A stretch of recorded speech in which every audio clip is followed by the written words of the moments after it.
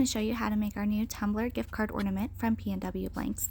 This design is by Maple Dot Designs, and I just took one of her tumbler designs and then added a red lid and red handle to the template that you will get when you order the blank.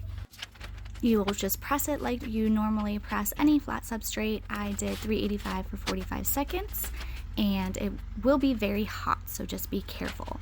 Once it cools down, then we'll want to assemble. The insert in the middle comes with double-sided tape, so you will just flip it over, stick on the insert, and then peel off the other side of the tape. And this is fairly unforgiving, so you definitely want to make sure that your placement is spot on the first time. Then you will add the backing piece, and you can decorate that piece however you'd like. It is just a regular NDF, and there you have it. Stick the gift card in, and it's ready to go.